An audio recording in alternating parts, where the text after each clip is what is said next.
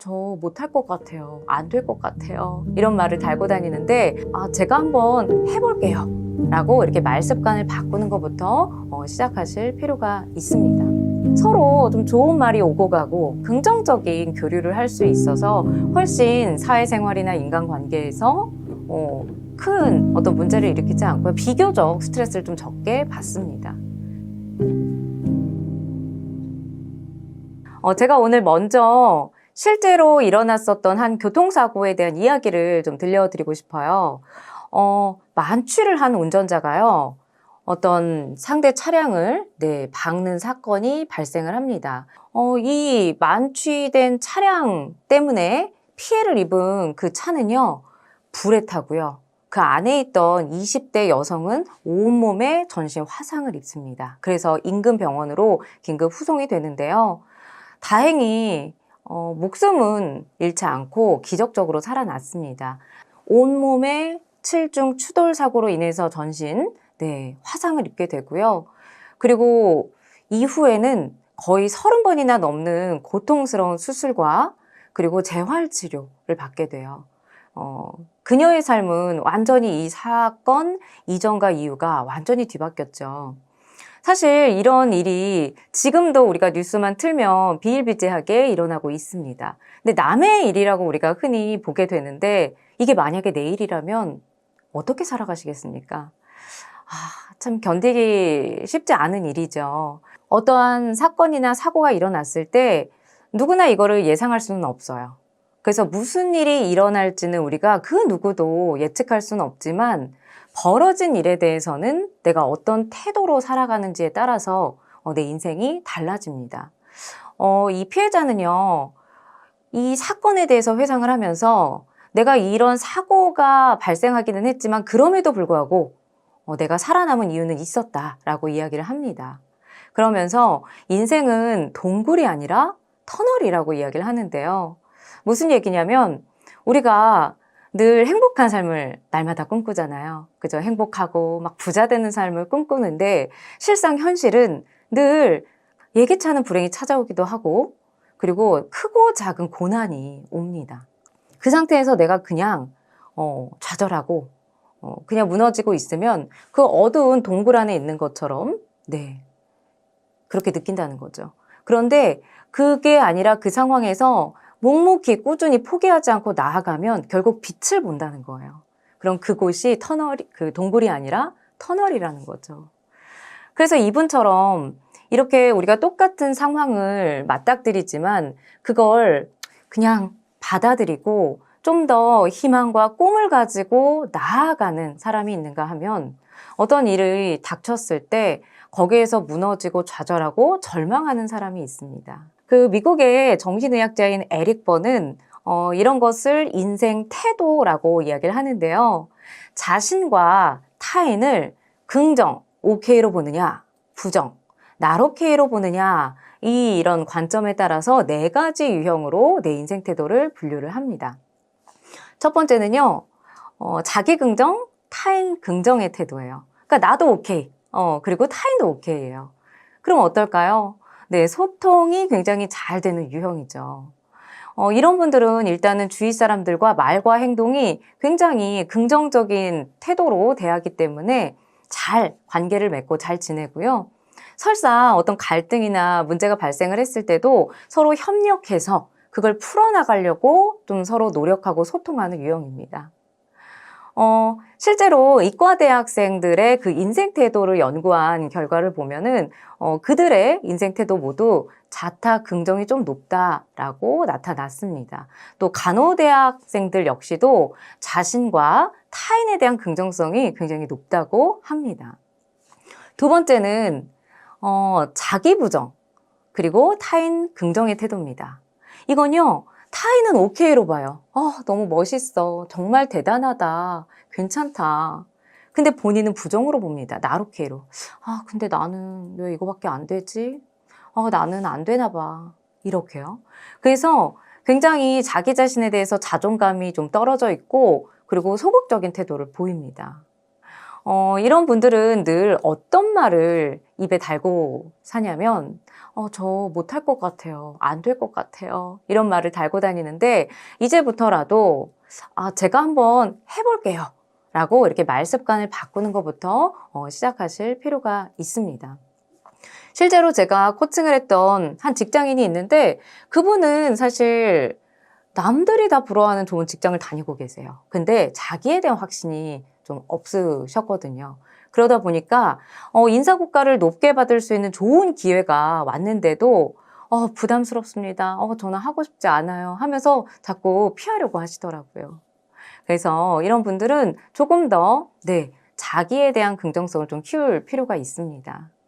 세 번째는 자기 부정, 자기 긍정으로 갈게요. 자기 긍정, 타인 부정의 태도입니다. 자기는 오케이예요. 난 괜찮아. 난 맞아. 오라. 근데 타인은 날 오케이. 부정으로 봅니다.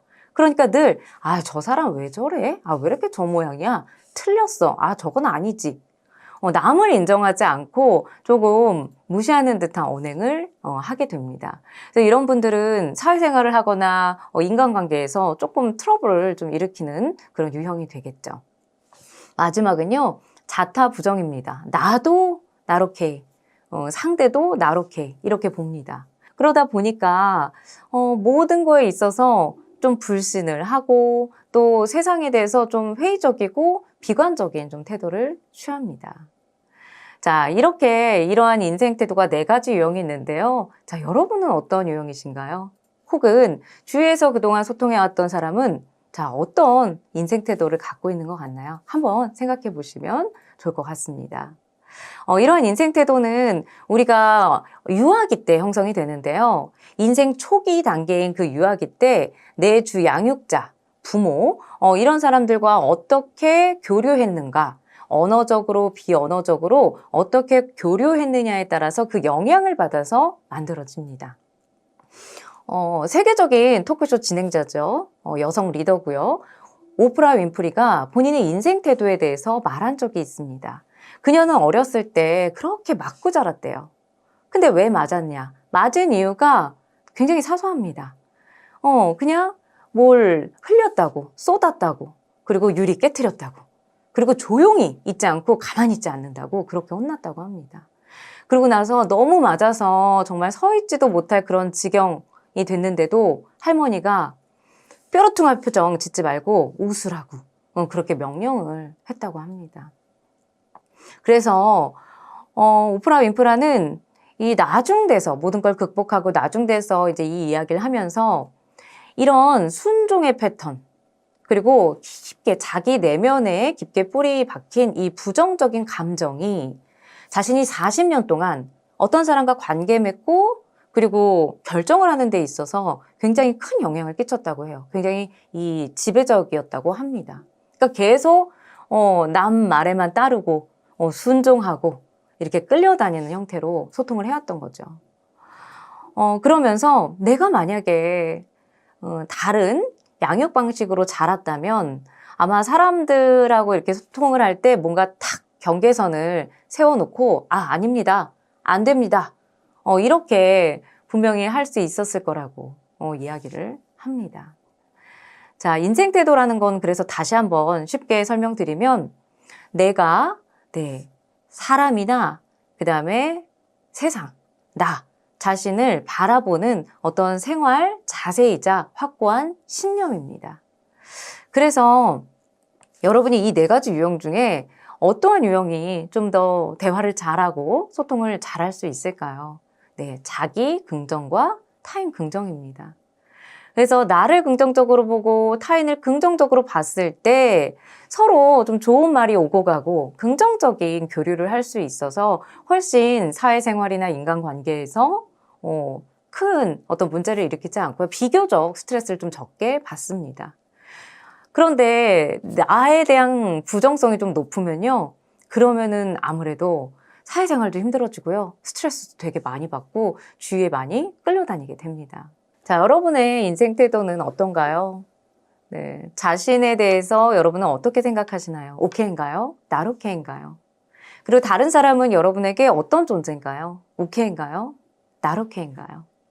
지금부터 여러분의 인생 태도를 좀 더 긍정적인 방향으로 바꿔 가시면 좋을 것 같습니다.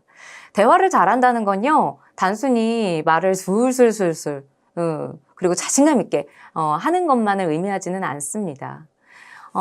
소통의 중심을요, 쌍방향, 그죠? 쌍방향으로 두고 좋은 태도로 상대방과 상호작용을 하는 게 진정한 대화라고 볼 수가 있습니다. 행복한 사람이란 좋은 환경에 있는 사람이 아니라 좋은 태도를 지닌 사람이라고 합니다. 그래서 여러분이 자기 긍정, 타인 긍정에 이런 태도를 가지고 좀 더 원만한 대화를 나누고 좋은 관계를 맺어 나가시길 바라겠습니다. 우리가 사랑받는다는 관점을 저희가 한번 생각해 볼게요. 받는다라는 건 어떤가요? 수동적이죠. 네. 그래서 사실 내가 누군가한테 사랑받으려고 하면 조금 나를 좀 낮추게 됩니다. 근데 사랑받는다는 건 나쁜다는 거는 아니고요. 일단은 사랑받기 위해서는 그럼 내가 이 사람의 사랑을 받아야 되기 때문에 나를 조금 낮춰야 될 필요가 있죠. 나를 낮추면 상대를 높이게 됩니다. 그러면 상대 중심으로 이야기했을 때 우리가 사랑을 받을 수가 있습니다. 그래서 첫 번째, 상대의 이야기를 잘 들어주세요. 이 사람은 어떤 생각을 갖고 있는지, 지금 감정 상태가 어떠한지, 그리고 나서 내가 그걸 듣고 나서 동의해주고 공감을 해준다면 그 사람이 나와의 대화가 어떨까요? 굉장히 즐겁고 행복하겠죠. 그럼 그 사람이 나를 좋아하고 사랑해줄 수 있겠죠. 하지만 여기서 제가 한 가지 더 좀 권해드리고 싶은 거는 사랑받으려고만 노력을 하면 내가 지금 너무 그렇게 즐겁지 않고 힘든데 이 사람한테 너무 끌려다니고 맞춰가려고만 하는 경우도 생겨요. 그래서 내 자신의 고유한 매력을 가지고 내 고유한 매력을 그대로 표현하는 또 연습을 저는 하실 것을 좀 권해드립니다. 그게 예의에 벗어나거나 상대를 무시하거나 하지만 않는다면, 그러한 태도나 발언을 하지 않는다면은 여러분의 그 고유한 매력은 누군가에게 그 매력을 알아봐주는 사람에게 또 닿아서 여러분이 사랑을 받으실 수가 있습니다. 그래서 나의 고유한 매력이나 정체성을 버리지 마시고 그걸 유지하되 그 자체로 사랑받을 수 있는 사람이 된다면 훨씬 더 좋겠죠. 그래서 제가 봤을 때 이런 유튜브라든지 여러 가지 요새는 크리에이터 분들 보면 다 각자의 개성이 있으시잖아요. 누굴 막 무조건 따라하려고 하지 않으시잖아요. 결국에는 그 매력으로 많은 분들, 구독자분들, 또 많은 사람들의 사랑을 받는 것 같아요. 그래서 여러분의 매력도 꼭 지키시고 표현하시면 좋겠습니다.